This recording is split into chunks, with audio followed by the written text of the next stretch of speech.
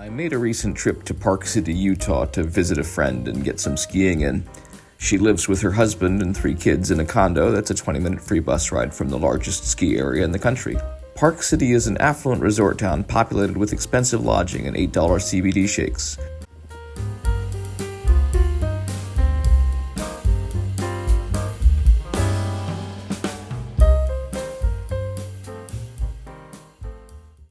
A far cry from its humble origins as a Mormon frontier settlement that later boomed as a prospector's town for mining lead, silver, and gold. Tickets to Park City Mountain Resort will run you northwards of $200 a day.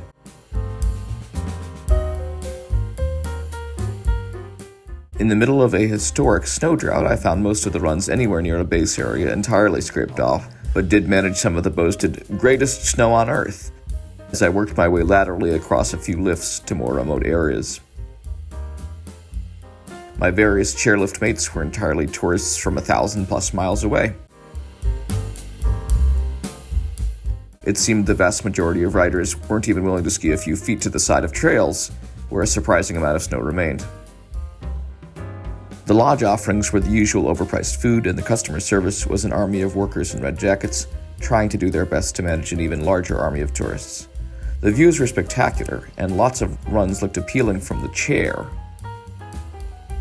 You see all those Mowgli blacks over there on the far side of this canyon? They all looked really fun, and none of them were. We're all terribly barren and scrapey. One nice touch from the mountain's corporate guardians was that many of the trails were labeled from below, so you could see which lift from the trail you were looking at in case you wanted to find it later. I took the bus out to join my hosts for weekday nightlife downtown.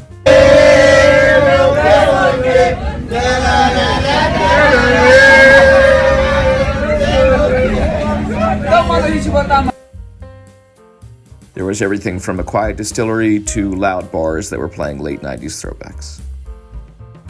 All in all, a very strange place to visit, but worth it when you can get away from the crowds, be on your own, and find the hidden snow most tourists weren't willing to work for. But wait, you say, what's this all got to do with coffee?